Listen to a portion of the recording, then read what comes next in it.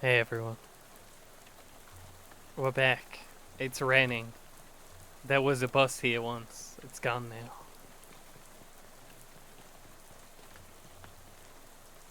Tobo seems wholly unperturbed by the rain. Nice weather. Nice weather we're having. He smiles, then looks up and lets the rain splash on his face for a while. Heh, suits me just fine, I guess. A wise man once said, "The rain falls on poor men and rich men alike." Was that before umbrellas were invented? Oh, my name's Gus, by the way. I am Chrosary. Pleased to meet you, Chrosary. Say, you wouldn't have a couple of meat to spare, would you? Sure. You flip Gus some meat and he beams. Thank you very much, Chrosary. Old Gus won't forget your kindness, you bet. Take her easy, Gus. I mean, we did stay outside this building. Never mind, it's closed. What about this bin? We found cheap cologne. It was inexpensive to begin with, and throwing it away didn't make it any more valuable. Increases your stench hammer by 1. Ooh, this one's condemned instead of closed. It's trash. Trash's reach has exceeded its can's grasp. We don't want to wander into an alley. There are weird symbols on the sidewalk. This is happening. Well, I know where we're supposed to go. I was just, seeing if there was anything else to be messing around with. We want to go to Murray's Antiques. The bell over the door jangles as you walk into Murray's Antiques. The young woman at the counter looks up as you enter. Oh, hi, you must be Chrosary. We don't get many customers at this time of night. Or at all, really. That's me. You were expecting me? Yeah, Murray didn't say much about you, but he gave me that letter to mail. My name's Jessica. Oh, geez, you're soaking wet. Come on in and I'll get you a towel. You walk over to the counter, trying not to drip on any vintage bric-a-brac as Jessica grabs a threadbare bath towel from a shelf and pulls the tag off before tossing it to you. Thanks.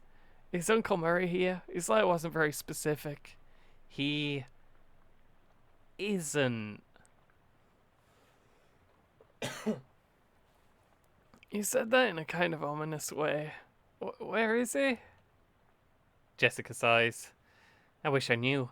He had a line on another artifact and said it was going to be a tough one. I told him he should get some backup, but he wasn't willing to wait.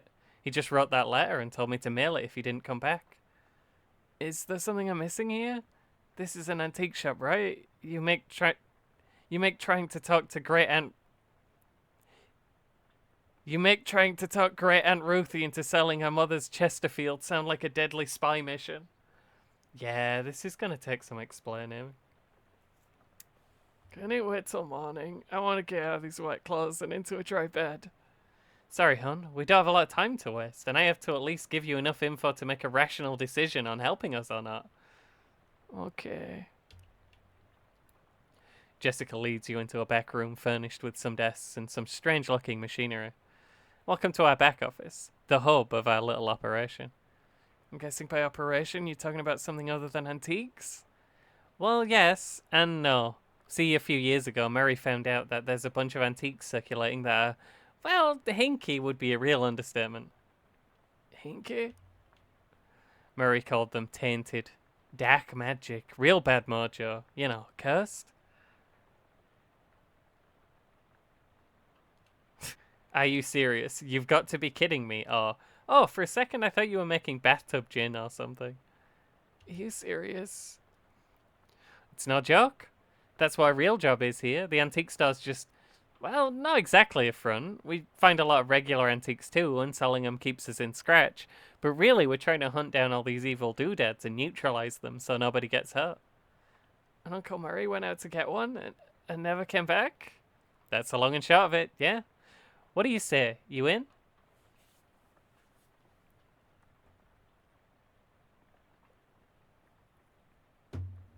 Look at this little man. Look at this scamp. Look at this scoundrel. He is always up for a crazy adventure. Great. You hear the shop door opening, and after a moment, a goblin pokes her head into the office. Hello? Oh, hey, that's swell timing, Cappy. Murray's sister's kid showed up. Come meet him.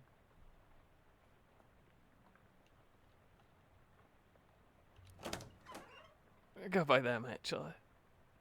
Hi, Gabby. Pleased to meet you. Hi, hello. The pleasure's all Gabby's. Goblins in these games are very good. Gabby, would you be a dear and carry their luggage to Murray's room and grab some blankets and stuff out of the cupboard? They can sleep there till we find Murray. You've gotten it! Gabby picks up your suitcase and carries it through a door in the back of the room. I could really use some sleep. But first, we touch everything. This desk is a mess. Jessica, what's the deal with this desk? Whose desk is this? Murray's. Keep nagging him to straighten it up before someone bumps into it and we have to call the National Guard to dig them out of the avalanche with curse-proof shovels and a squad of exorcists handy. Anyway, best not to mess with it. Will do. I mean what? Not sure what this clock is telling, but it sure isn't time. Nobody you need to call right now. Nobody at this desk. Whose desk? Whose desk? Charles Wallace, our handyman. He's fixing a leak on the roof right now, but he'll be back later tonight. We do not have time for chess. We cannot hazard a guess as to what this contraption does. There is a white cat snoozing on an old towel. What's this cat's name? Calliope. Murray got her a couple of years ago. We can scritch behind the cat's ears. You give Calliope a good scritching, but she doesn't react at all. Why doesn't Calliope like me? She'll warm up eventually. Try giving her some sardines. She loves those. Do you have any sardines? No, we're all out. You can get some more tomorrow. They have them at the Colour Wars surplus store next door. Well, new quest. Appease cat. Where does this door lead? There is a brick wall behind this door. It goes nowhere. Fascinating. This is your new bedroom, apparently. You can hear Gabby bustling around in there, making the bed and such. Hang on a sec. You can't go to sleep yet. I'm pretty sure I can. I bet I could do it right here while I'm still standing up. Well, I hate to spring this on you, but there's something we need you to do before the night's over. A mission already? You know those cursed artifacts I was talking about? Since info on them is so sketchy, we've been working on a machine that can detect them with radio waves. I call it the Detectortron 1000. We've just gotten it up and running since Murray left, and it turned out there's a tainted thing practically right on our doorstep. That doesn't sound good. Yeah, it's not great. I was going to have Gabby go get it, but that's why she came over tonight. But since you turned up out of the blue... Are you sure this can't wait till morning? I've been walking around all night in the pouring rain, fetching gas for a bus driver. The thing's been there who knows how long already. Surely one more night won't be the end of the world. I'm really sorry about this, but the end of the world might well be the sort of thing we're talking about. Cripes, you're really putting the hard sell on me here. You are far to go. It's just down the other end of the block, if the readings are right. There's a newspaper office that got shut down earlier this year. It should be in there. Well... Gabby'll go with you. She's good in a fight. I'm not unfamiliar with violence. Yeah, well, hopefully it won't come to that, but you never know. Hey, Gabby! Gabby reappears with an expectant grin. Go to the newspaper office with Chrosary and help them get that hat, okay? Okay! Gabby is ready for an action! Let's mosey! Make an excited sigh. We'll try our best for our friends. We'll make an excited sigh. Alright, fine. You said it's a hat? A cursed hat? According to the readout, yeah. A man's fedora, probably. I'm supposed to, what, just break it and take it? Well, not break exactly. I managed to finagle a spare key out of the guy at the realtor's office. Pretty sure that still counts as breaking and entering. You'll be in and out and back here and in bed before you know it. We have the newspaper office key. Jessica gave you this key to the newspaper office so you can retrieve a cursed hat for her. It's all true. Let's do this. Hey, Gabby. Hey, Gabby. Everything alright? Gabby has readiness for an action. You're a real firecracker in a fist fight, huh, Gabby? Haha! Gabby likes fighting and dancing. The best two things. Gabby invented fight dancing once, but this world was unready for it. Maybe 50 years later.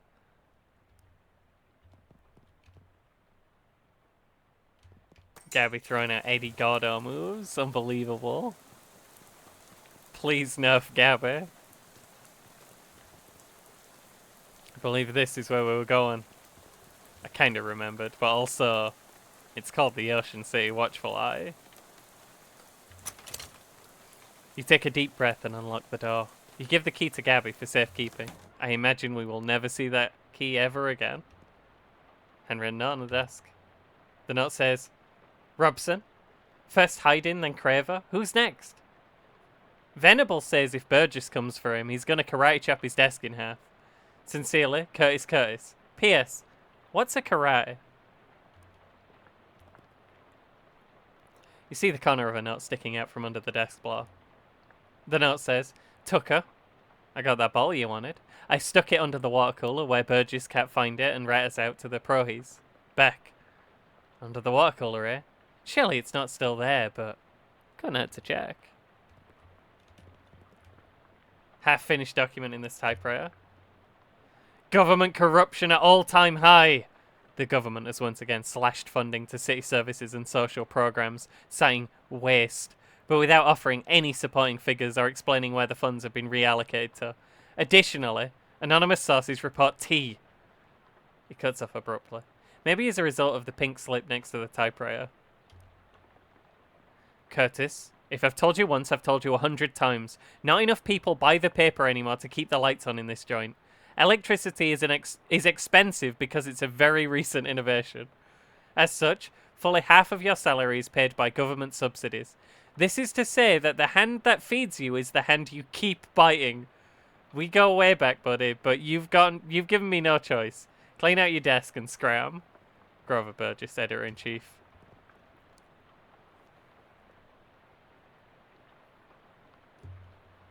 There's an Arcane Press newsfeed here. We gaze into it. Today's list of banned dances. The chutney slider. The dirty, dirty blitz. And the upside down tango. Prohibition agents confiscate 40 barrels of wine. 10 cheese wheels and some nice fresh honeycomb also seized. Severe storm causes trolley disaster. Prevents 5 other trolley disasters. Parisian bards declare independence. Claim debauched Tavern as a sovereign city-state. Jack Dempsey removes teeth to improve boxing skill. Says Dempsey in interview.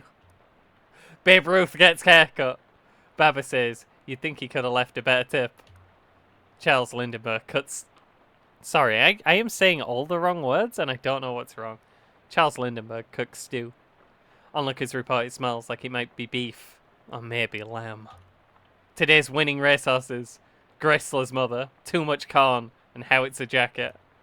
Second edition of... I just want to know how many of these there are at this point. Second edition of Principia Mathematica published. We still cannot understand a word of this, says local children. We're back to the racehorses. We might have got them all. There's a half-finished letter in this typewriter. Reginald, I think Burgess is onto us. We've gotten careless.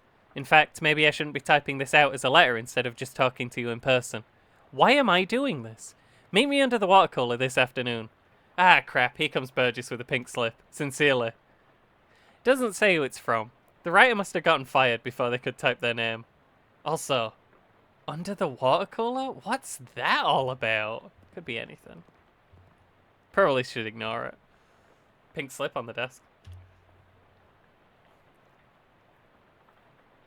Hindin, I'm not paying you to publish cockamamie conspiracy theories. In fact, I'm not paying you at all anymore. Clean out your desk and hit the road. Grover Burgess, Editor-in-Chief. P.S. Do you like the word cockamamie that I used up there? It's a slang term I coined. It means ridiculous or implausible, and I really think it's going to catch on. Whoever worked to this desk forgot the cufflinks. We have reporters' cufflinks. Plus one mysticality. Left one's engraved. Always check.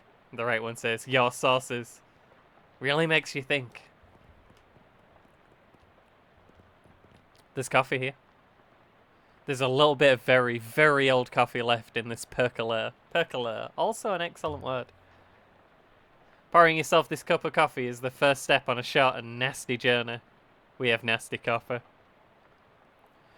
few months ago, somebody decided this coffee wasn't good enough to drink. You apparently disagree with that decision. Apparently. Crumpled up pink slip on this desk. Carver, I can't believe I have to tell you this, but it's against company policy for an employee to steal the printing press. You are fired. You are so fired. I need a new phrase to describe it. I'm giving you the axe. And if I see your face in here again, I will both give you the axe and set you on fire. Grover Burgess, Editor-in-Chief. P.S. How did you even lift it? You must have had, what, 5 accomplices? Unbelievable. You make a mental note to never pick a fight with this Carver person.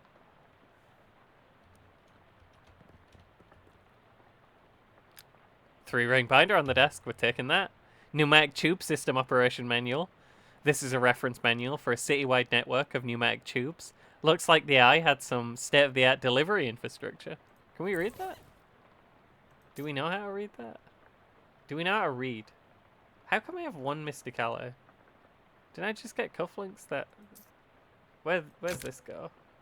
Oh, it takes off my glove. That's fine, though.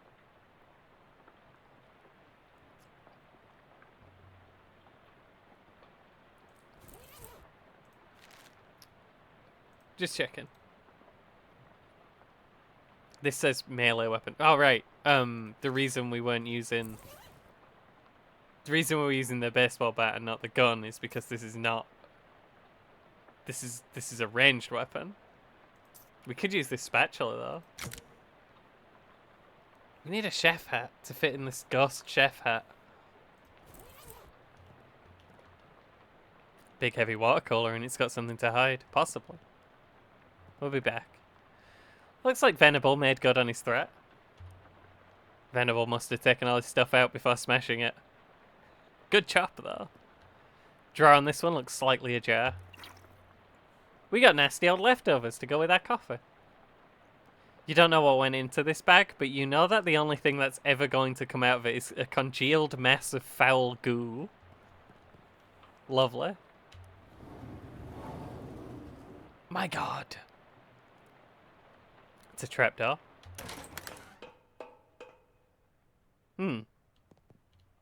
Calendar from 11 years ago. Huge black scrolls. There's a huge black skull scrawled on July 22nd, 1917. What happened on July 22nd, 1917? If only there was a way to know. If only there was a way to know. Okay, I don't remember what happened on October 14th, 1908. But we'll check the one we just got. You find something interesting. The top story from that day is the Ocean City Comptroller's passing of an overly complicated sidewalk right-of-way policy that outlawed street-side newspaper vending machines and limited the maximum allowed width of newsstands to 4 feet. The story continues to say that watchful eye management raised concerns about the loss of revenue, and the Comptroller made a vague promise to divert city funds to make up for any future shortfall. Worked out great for everyone. We do have another one here. Tragic accident certain to have no consequences. Tragedy occurred yesterday evening when Hiromo Crollins, owner of the first mass-produced commercial automobile registered in the state, accidentally struck and killed the state's first hitchhiker, i.e. a person standing on the side of the road, attempting to solicit transportation from passing motorists. Fortunately for Mr. Crollins, the notion that vengeful spirits of the dead might haunt the places of their demise in murderous, phantasmagoric rage has been rejected by modern science as rather unlikely, wouldn't you say? Sure, unlikely. Do we got anything here? Okay, I think that's all the dates we know. We did see the date on the memorial. And I guess that little guy just remembered. Sorry, I just did a big ol' yawn. It's an underground press. Literally. There's still a newspaper left in it. Give me that. Printed in a secret underground newspaper office. after they stole the printing press. More of a manifesto, specifically calling out the government's suppression of the local newspaper and the importance of a free press. There's also an amusing but puzzling cartoon about a dog arresting a mouse for throwing a brick at a cat's head, which the cat didn't seem to mind. Fascinating.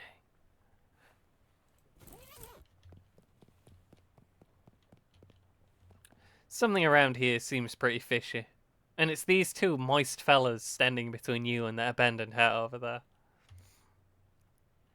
Not wanting to get any closer to them, you choose to interpret investigate as squint at them from a short distance away, which is probably for the best, as it might be bad for your mental state to see them in too much detail.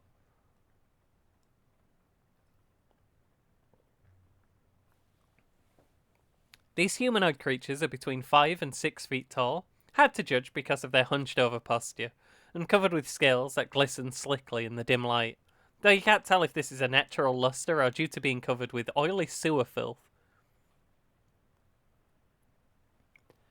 More notable, of course, is the fact that they have huge fish heads. Sorry if I buried the lead there, but you know, saving the dramatic pack for last and all. Their huge, bulging, round eyes glare at you out of the darkness, faintly luminous like radium watch dials, and they hiss and gurgle at you between rows of pointed shark-like teeth. Gill slits on the sides of their heads open and close like thin, wet mouths gasping for air, or whispering terrible secrets, whichever seems more likely to you. That sounds gross. It appears they're very displeased to see you, but are smart enough to hold off on attacking until they've judged how much of a threat you are. Do we have an option not to fight them? I'm always down to not fight people. There is a control panel for the pneumatic tube system here, and there is a thing above them. The control panel has a green button, a red button, a big lever, a knob with a bunch of letters on it, and a series of coloured lights that are all currently off. Instructions. Power on. Pull the pumping gauge lever. Adjust the suction rate according to the pressure diagnostic indicators. The red indicator light is on. Set the suction adjust dial to A. Blue is on. E. Green is on. D. Let me just dead quick. Maybe we just keep that manual page open. Is what we're doing. This isn't cheating.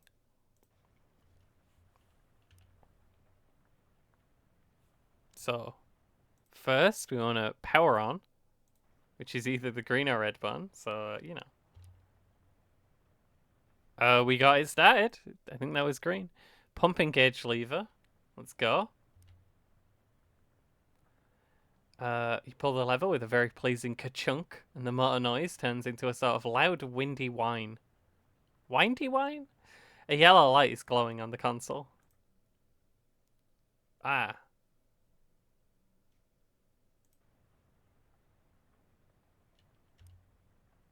It doesn't say what to put it at if yellow. Well, it's not A, E, or D, so...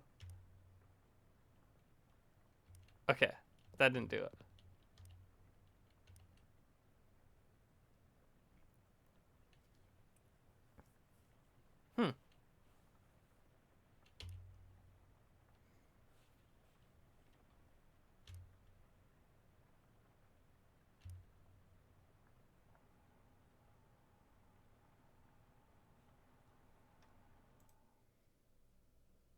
Push green power on button. Pull pumping gauge lever. Adjust suction rate according to the pressure diagnostic indicators. I have confusion.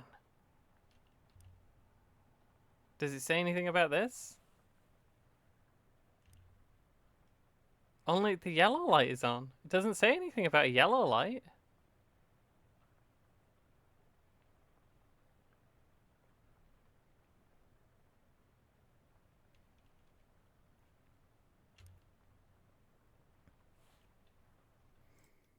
It's not B or A or E or D. Is it C, F, or G? I don't know. Well, you know, I think that one worked. We definitely got something there. Good job, little guy. We can close the manual now. Someone's gonna get some very strange mail. And how? What were those things anyway? What were they doing down here? Were they trying to start an underwater newspaper? That wouldn't work. The ink would smear. Very old manhole cover. That's the hat Jessica wanted you to recover, and this is an ominous, vaguely person-shaped stain on the ground. We have a terribly cursed fedora, even more cursed than a regular fedora. Doesn't look cursed, but has a palpable aura of menace about it. Nothing good can come of this hat. We know what happened on that day. Gabby gave us a thumbs up. What do you think, Gabby? Everything good, Gabby? It sounds like a cat meowing. No idea what you're talking about.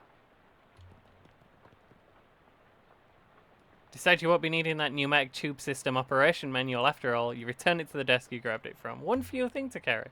Beautiful. Love to see.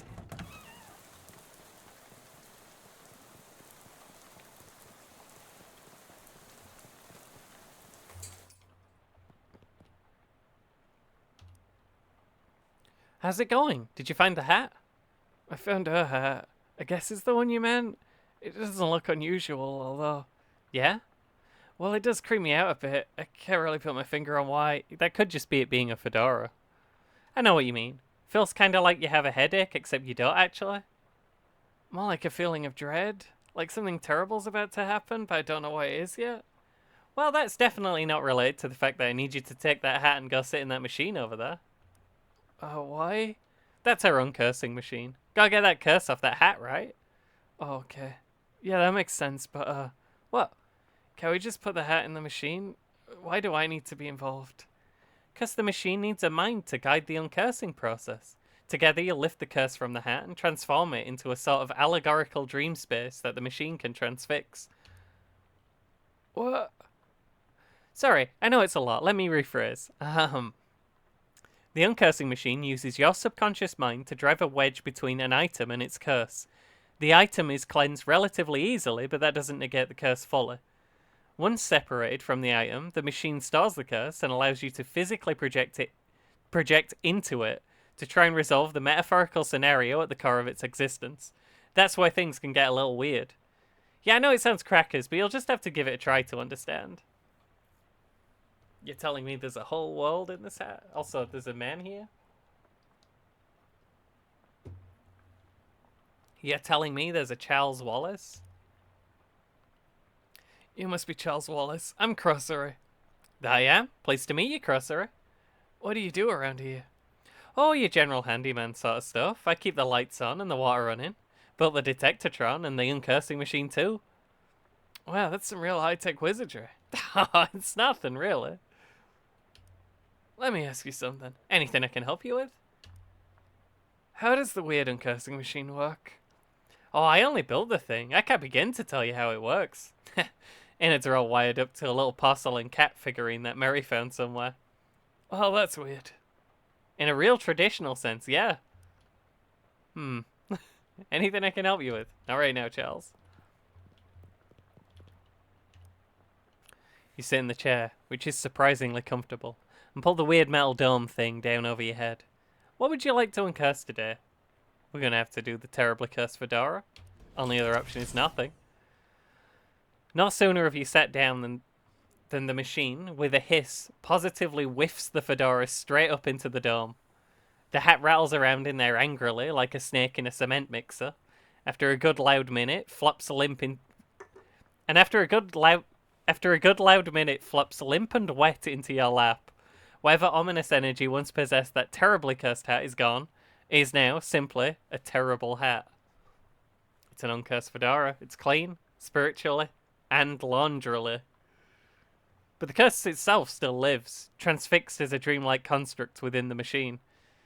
How do I get rid of curse? Oh, the hat's just gone on ahead. It just did that on its own.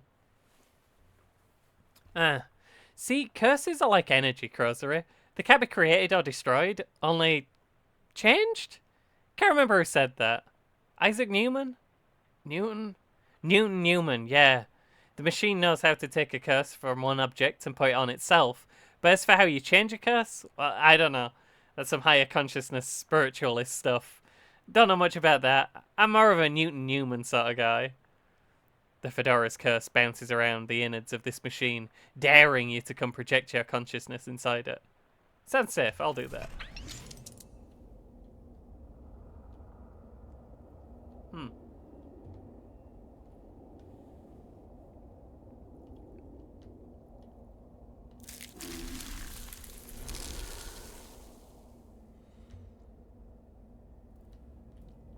I heard thy death call, creature. Rest now. I will find thy moiderer.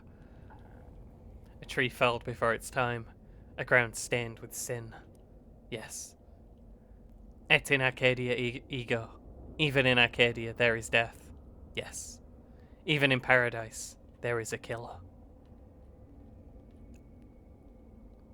Thou know who I am, and why I am here. Ica, there has been a murder. What knowest thou of Mordra? Thy did not do the murder, and that is all. What more hath thee for me? Only this. I am one of 3 brothers. One of us always tellins the truth. One of us always lies. And the third of us does not specken at all, but hunks. If I find in thee a liar, there is no thing I can do to save thee. Ica, thou art a servant of the wood. Blessed be her branches. Blessed be.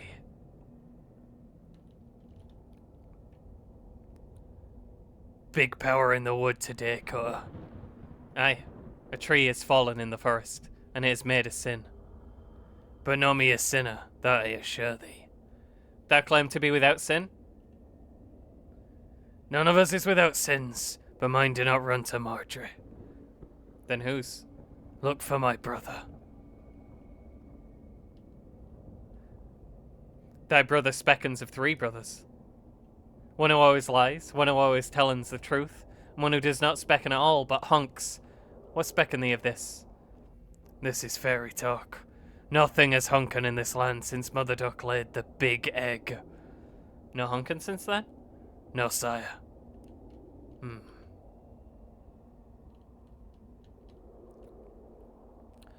Something is rotten in the wood, Ka. Aye, a Mordra. With perversions at its source. Speak to me of perversions. I have nothing to say, for I do not tarry with them. What did thou tellin me? I am troubled by the Mordra, but of it I know nothing. I warn thee, my forgiveness makes no realm for liars. They'll do what thou must, Ka, I have no doubt.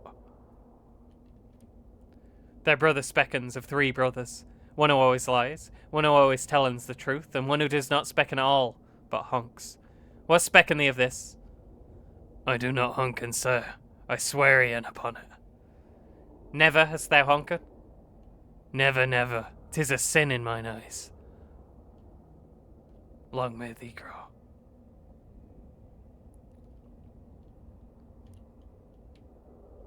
I say I did not do the murder. I also say I am one of 3 brothers. One of us always tells the truth. One of us always lies. And the third of us does not specken at all, but hunks. Thou lie about hunkin'. Tree. What say? Thy brother's hunkin' not. Thou wouldst lie to the cutter of the wood. Thou wouldst do Mordre in the wood. Aye, thou hast the right of it. I sought only to distract thee whilst I making my escape. Goodbye, Cutter. Do not run from me, Tree. Thou do not run? Nay, I groan. In 100 years I will have grown so tall and strong, thine axe will never fall on me. But I will not wait 100 years. Die, murderer.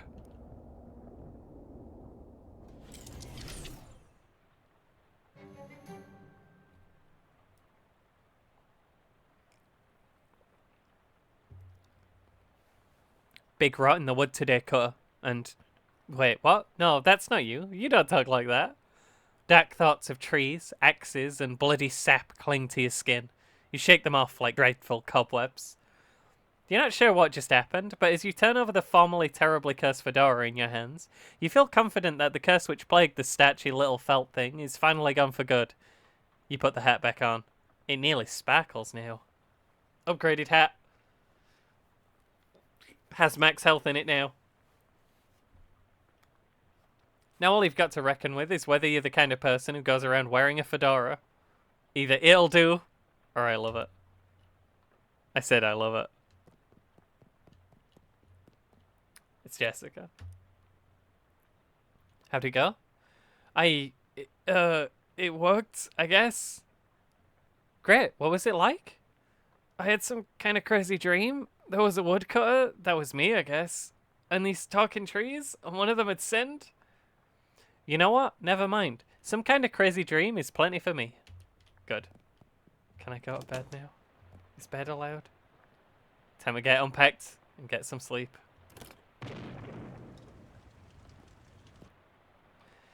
You stamp out the flames, but it's a total loss. Everything you own has been reduced to ash.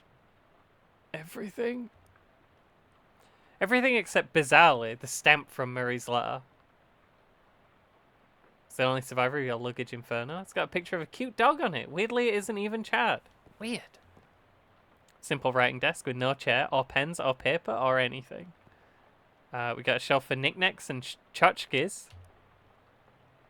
There's an old rag doll on the top shelf. Must have been left by the previous tenant. Lots of empty space here. You could try to acquire a bunch of random crap to clutter it up with. We got TV. Shows have not been invented yet, unfortunately. We'll have to wait a minute longer for that. You are very ready for this day to be over.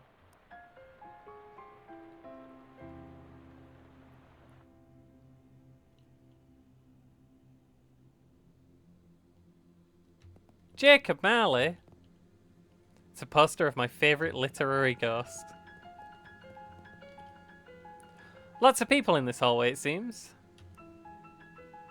Hello? Hello. How's it going? Do you know which locker is mine? I can't remember which locker is mine. I'm sorry, I don't know. It's alright. I'll figure it out eventually. 6 lockers. You open the first locker to reveal a thriving colony of ants.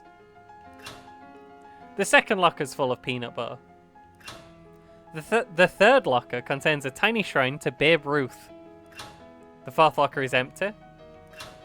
The fifth locker is filled with cookbooks, but they're all in French. The sixth locker opens into the vast, uncaring emptiness of space. You slam it shut quickly so as not to suffocate. There isn't a seventh one. I said check the seventh one. Did I start again? As I said, there are only 6 lockers. Check the 7th locker now. Okay, geez, you look in the 7th locker. It's filled with old school papers. Look at the papers. They've all got your name on them. They're your papers. Read one. How I Spent My Summer by Chrosary Campbell, age 6. This summer I visited my Uncle Murray. Uncle Murray is funny. He knows magic. I had a fun time with Uncle Murray. Then, look under the papers. Underneath the pile of school papers, you find, an overdue library book. It is quite loud here. Check this book out 13 years ago and have spent the last 12 years and 50 weeks feeling slightly guilty about not returning it. Heck. I found her.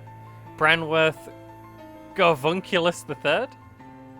This lady looks friendly. Hello there, you must be... She flips through the book on her desk. Ah, here we are. Campbell. Chrosary Campbell. We can say, yes, I'm Chrosary Campbell. That's my name, don't wear it out. Say it, don't spray it. Oh, I know I am. But who are you? I'm your academic advisor. It's time for you to choose your class. But I dropped out. In real life, certainly. You must, however, choose a class. Okay, but I don't understand. Or, oh, I get it. This is why I pick a character class. I don't understand. Now then. It looks like there are 3 classes for you to choose from. There's Advanced Kicking and Throwing. This is a class for pig skinners. Then we have Overview of curd conjuring. This is a class for cheese wizards. And finally, weird time signatures 504. This course is for jazz agents.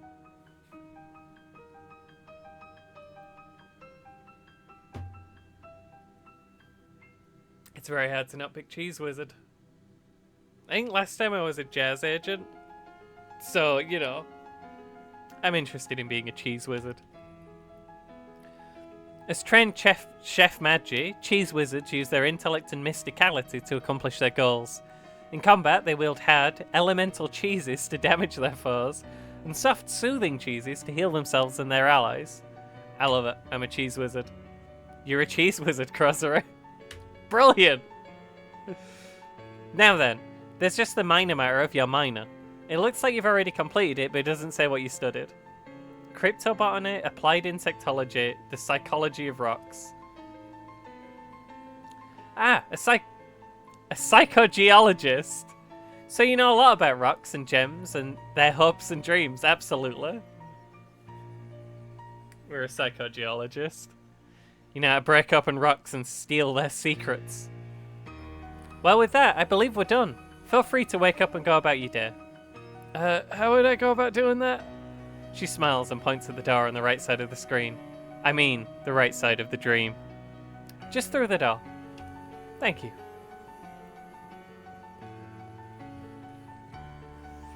I'm gonna go on through. Nice lady at the desk says this doorway leads back to your waking life.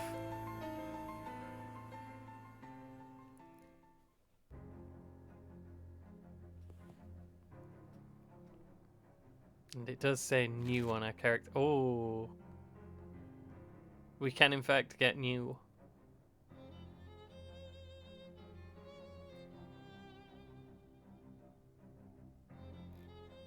I guess we can do whatever.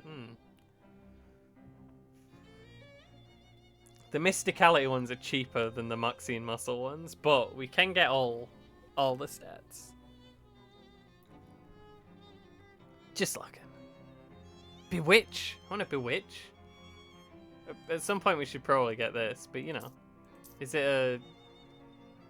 Like how... Is it urgent? Maybe.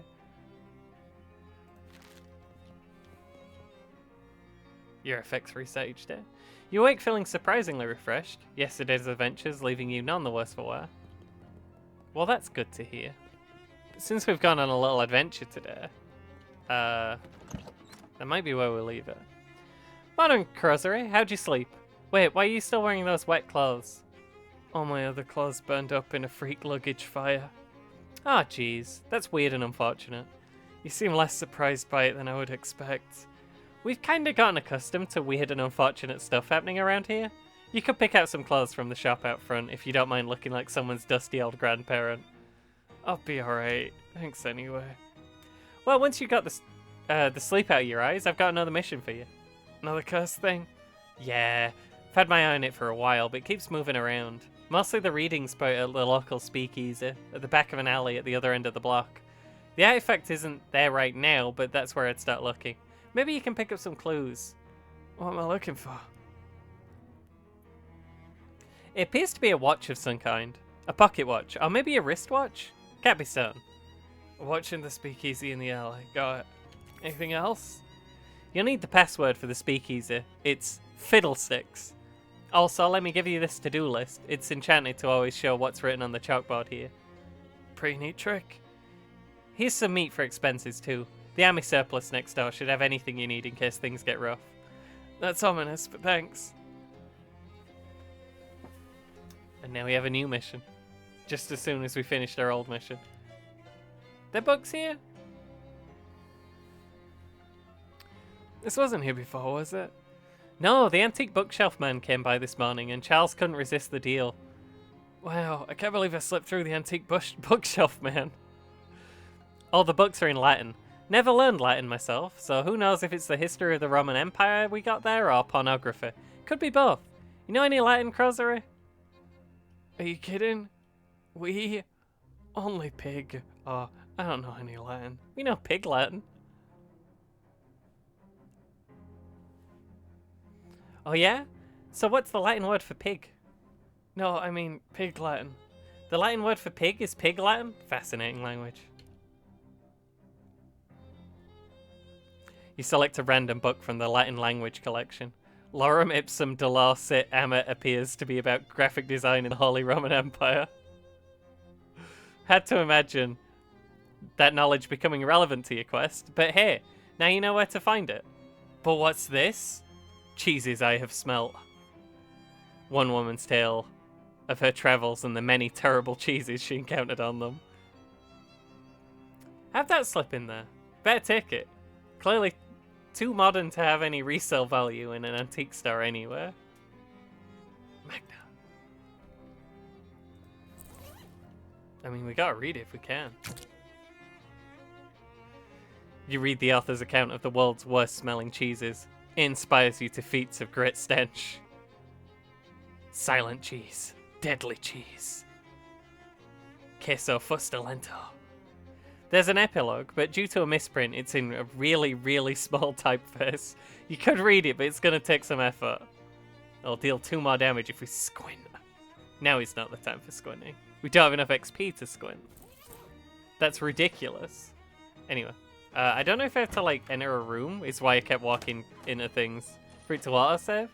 But, that's gonna be us for now. Thanks for being here. I'm liking this. I love this game. These games are really good.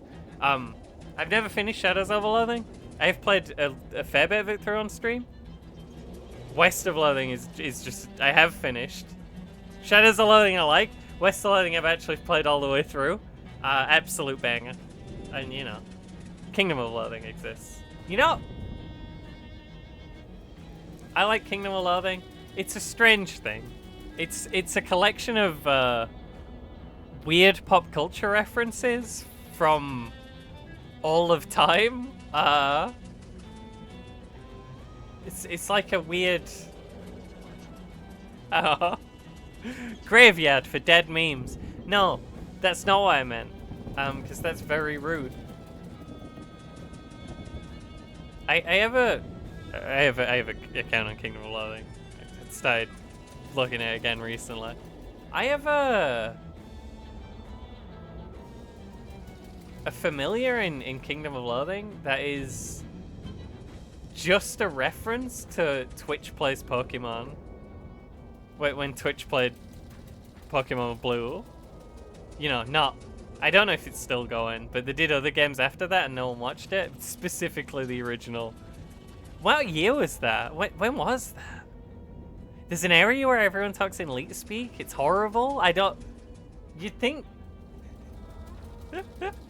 It's moved out of, like, the main quests now, but it's still there. Anyway. Don't ever do that. Talk in Leet speak. Mention Leet speak. Not good. Anyway, that's us for today. That's Shadows of Loathing. It's Loathing. We had a good time loathing. Bye!